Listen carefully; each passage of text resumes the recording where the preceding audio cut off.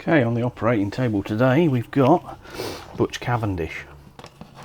Butch is missing his usual left hand.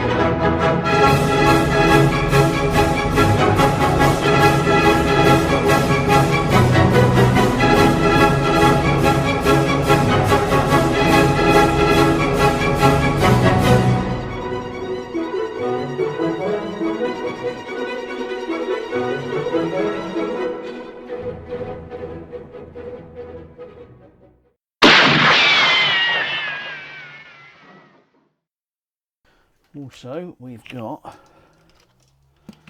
the Lone Ranger, who's missing two hands. This one seems to be the Bollywood version. He's very dark in the face. And we've got Tonto, also missing a left hand.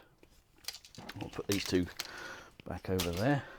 Right, now the problem is I've only actually got one spare left hand. I've got one arm. It's a right arm, and we're going to see if we can prise Butch's hand apart, or his arm apart, to put a new hand on him. We're going to pointer. We're going to try cut along this seam here, and this one that winds across the back of the arm up to the elbow. Hopefully we can open that up at the wrist and pop the new hand in and glue it back together.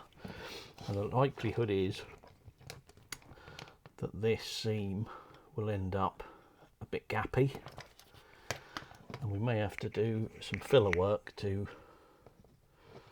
make it look a bit tidier. Now, this is okay if your figure is for your own collection and he's going to be dressed and just standing in a display or something. This will be fine because you won't be able to see it, but if it's for one that you want to maybe sell or something else, you're probably better off trying to prise the body apart and find a figure that's got two good arms and maybe some legs missing. Now, these figures, I'm not going to say they're brittle, but they're not the toughest of plastics, but there is a way of getting them apart so that you can salvage them. I've got a dummy display model over here. Okay, right, we're having to reshoot some of the footage, mainly due to some idiot having his hand in the way. So we'll remove the camera to a different position, and we'll try and recap on what we did in the useless footage that we had before. Now, in the previous useless footage, I brought this fella out, and this is a demonstration dummy. He's already in pieces, so as far as it goes, I'm going to show you on this one how we would normally remove and change components. So we need a knife. We wouldn't use this kind of knife for this operation as a rule, but this one's already apart. So what I normally do is have a look around the figure, try to see if he's already cracked on any of these joins, because that can help us quite a bit. If he's not, what we will do is we'll pull his leg section around like that. We'll get a knife in here. You can see that this time on this seam, and we'll cut our way in. And as we cut our way in, we'll need a blade that's more sturdy than this one. But then what we'll do is we'll give it a twisting motion, and as it twists, it will generally crack along this seam, and usually they just break apart like that. along the seam, no real hardship, no real problem. I mean, sometimes they'll crack round here, crack across the chest, but usually they'll split up here. Once you've got like that, you can prise that apart and remove his chest. Now, as you can, there goes the arms. Now the arms are held on with this spring mechanism. That's the shoulders have the washers on, and they sit like that.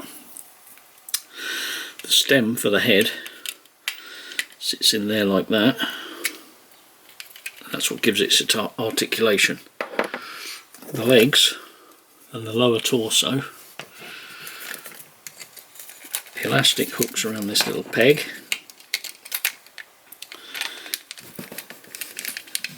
and it sits into the hip joint. That's what holds all that together. So if you're missing both your hands and you've got a decent pair of arms, take those out, drop your new ones in, try and get it back together without getting yourself super glued to the body. That's for the legs. Now, if this figure had a decent top end but his legs were like these, broken, and you had a decent set of legs like the ones on Butch over here, you would simply take it apart to this point, drop your new legs and torso into there, and glue the two sections of the chest back together. Now, some of your dolls or figures will have this floppy leg thing going on. Where's the Lone Ranger? This Lone Ranger has floppy leg. You can see there that his elastic's gone a little bit. You can't always pull this through, especially when there's two of them stuck in there. So we'd go in here with our knife in the same way. Probably start by cutting into this bit and then breaking it. Once it snaps, you've then got to get in here, snap both the parts, and that comes apart. And you're left with this leg. Okay, so what you would then do, prise that open. It's just a crimp. When you've prised it, you can pull it off and you'll end up with this.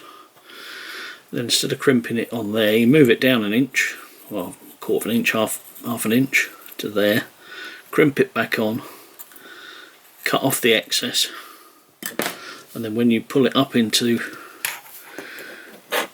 the set of legs, when it's through here, this will be quite short and under tension. Then you'll have to pull it up onto the stem, and it will not only hold that together, but it will hold this section into the chest, and then we're good to go. Okay, we're going to try and separate this arm. I have to do it for the camera, and hopefully not dismember myself. Oh, that's good, that blade moves in there. You want a sharp knife for this. In the first instance, it's just to try and trace carefully along the seam. So carefully cutting along the seam.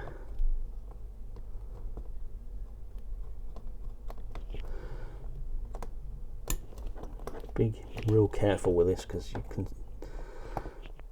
we're trying to open up Butch Cavendish's arm, not our own. We don't want people losing fingers.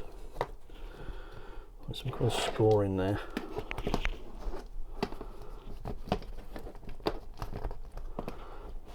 I'm trying to do this without getting my hand in the way, which is proving to be really awkward.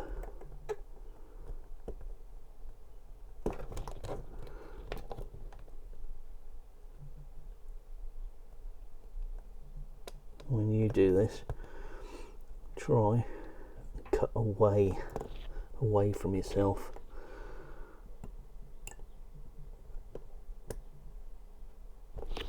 I'm having to do it this way so that you can see.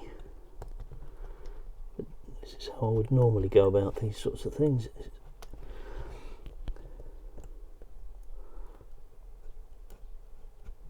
We need to get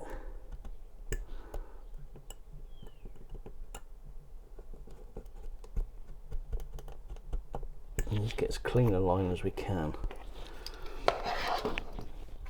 Both sides of this. I think I'm gonna. You see the principle. I'll carry on cutting through and see what we got in a bit.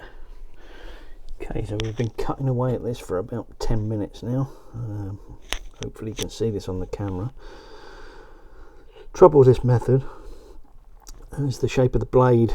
Obviously when it starts off it's a nice fine cut, but the further you get through the more of a V you cut into the plastic, which is probably going to be evident once we've glued it back together. Just rotating it round, we're getting there on this side. It's actually starting to part, but we don't want to pry it too much in this gap because it will just make it bigger. Realistically, I don't think there's any better way of doing this other than to replace the complete arm unit. So as this one's probably just going to be in my collection for a bit, it probably won't matter.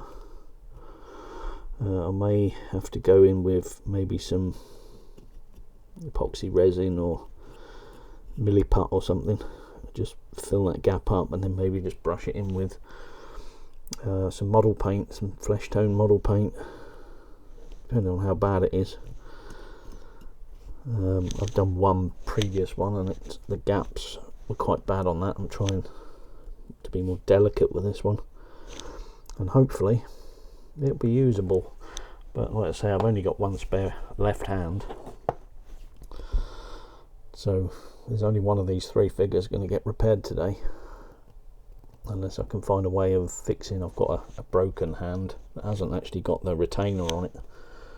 Maybe I can fit that back in with a pin or something. Maybe that'll just be a non-positionable hand, unless I can find some more broken figures.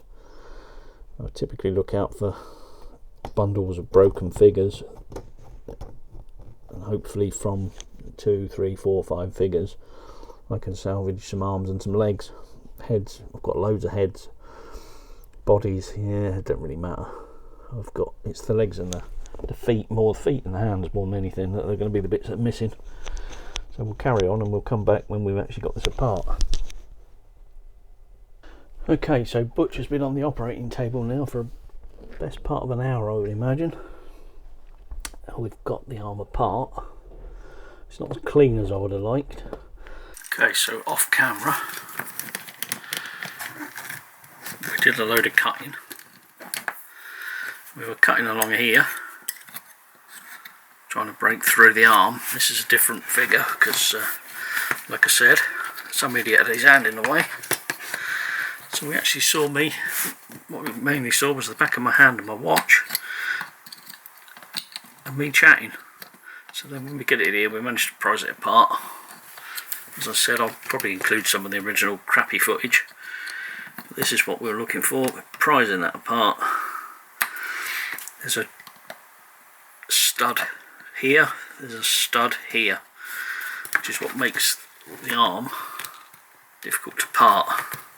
And this arm that I butchered apart just to see the mounting peg hole for the wrist is there. You've got this one here, which is a real issue for getting the elbow apart without actually breaking the around the side of the arm here, around there where it cracks.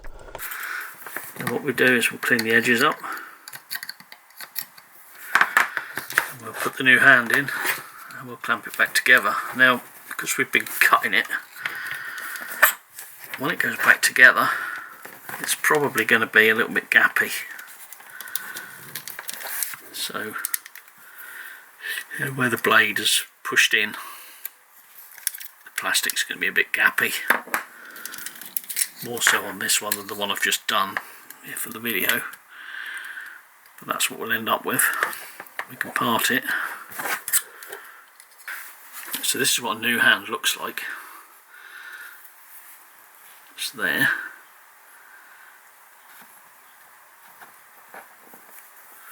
And it's this little nubbin here is what actually holds it on and does the rotation. And this is the wrong hand because I've already used the left hand. We just simply push it into the seat until it clicks home, then clamp it together.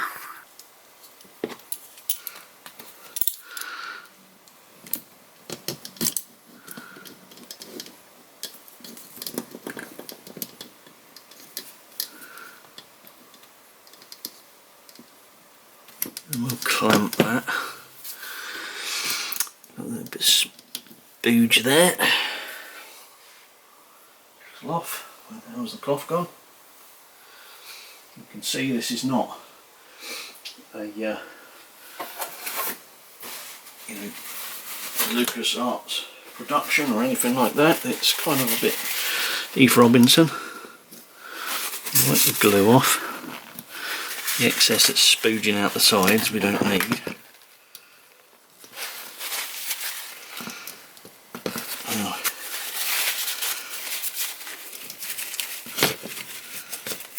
clean that off. Let's just see if the hand still moves. Yeah, that's nice. Okay, so we'll leave that to glue up for a few hours, and when we come back we'll see what we've got. Okay, so it's been a couple of hours because I had some other things to do.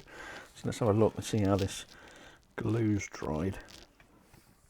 Not damaged with it, but the mole grips. So, a little bit of scratching. I've been rotating the hand every now and again when I come back just to make sure it doesn't get glued. It's a little bit gappy.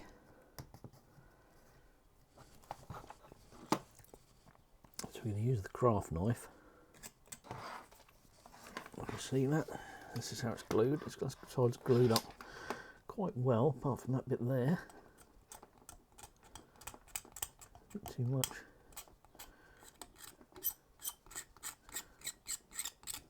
Give it a little bit of a scrape down.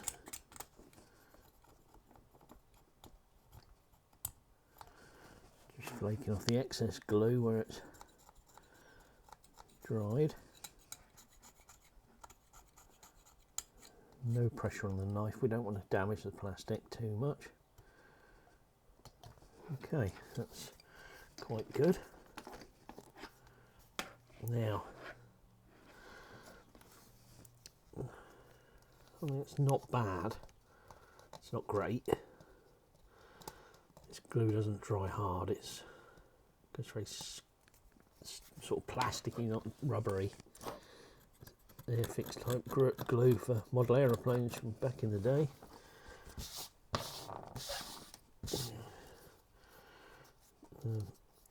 From what I remember back in the day when I used to make model aeroplanes, too much of this stuff used to melt the plastic on the join. That's kind of what I'm hoping for here. What we're going to do, can use a bit more of this glue, are we in the picture, along the seam as a filler.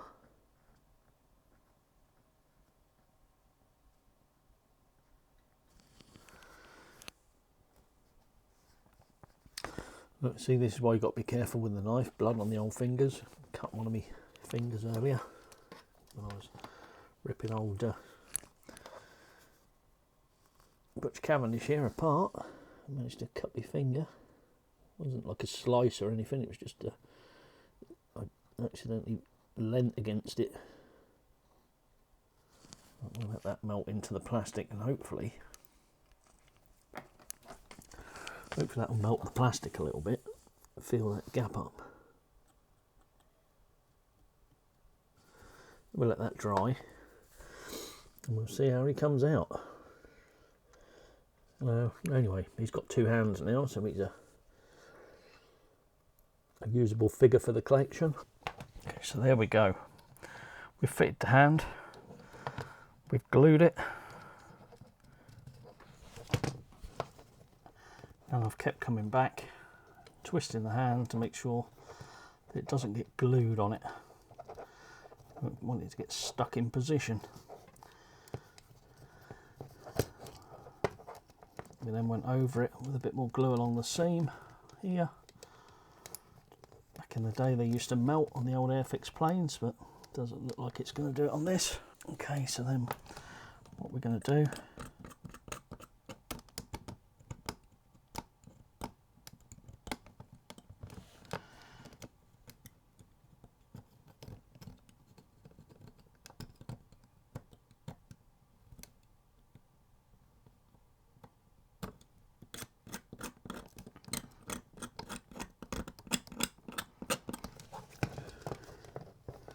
just scrape off any excessive glue.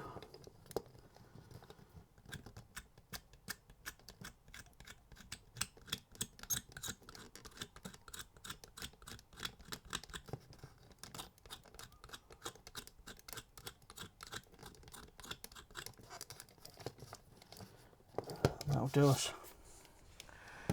There's Butch. Send him into the recovery position. Intensive care.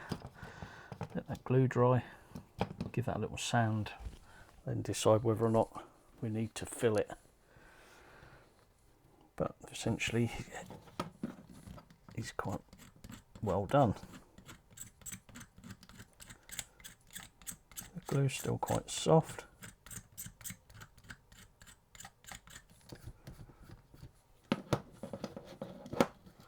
So we'll leave that to dry. Hopefully, we'll see you again soon.